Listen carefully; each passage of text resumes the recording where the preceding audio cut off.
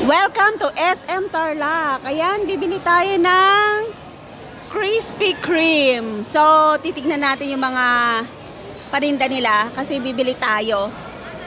Anong masarap dito? Choco, hazelnut.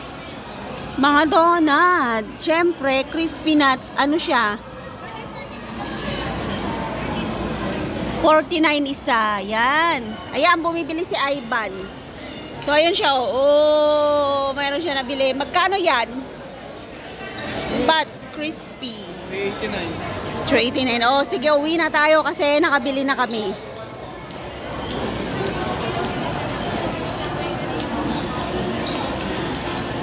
Ayun o, dami na nilang bit-bit. Let's go! Wala nga.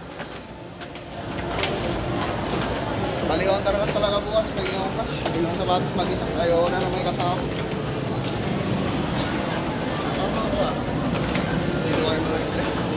Hindi wala kang black. Nasa kailangan kita ka. 500. Mabalik ako yung front kanina. Crispy by SM. Uwi na kami. Ang init. Grabe. Uwi na kami. Bye-bye. Unboxing natin yung binili natin sa SM Tarlac na donut. Anong lasa? Sarap. Anong kulay yung isa? Mayas lang. Bakit hindi pwedeng iba-iba? May mahal. Ay, mas mahal daw. Sarap ang klase. Kaya klase ko pinakamasarap na. Malambot yung bread niya. Ay, hindi mo na yan. Short. Yeah. Ngat-ngatin natin. Try natin kumagat. Order ng shopping ano? Tapos yung gagawin niya sa kawan ko, no? Ang sarap. Sabi ano? Gawa tayo ng donut. Ang marunong.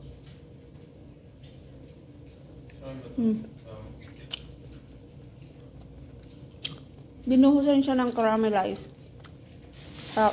Malambot. Ang puso niya. Shirt lang yan. Ang kuya. Tatlo pa lang yung nakain ko. Tatlo.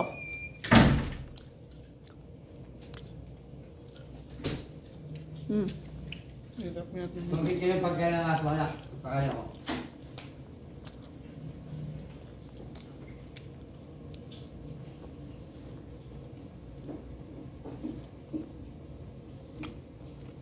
Sarap siya.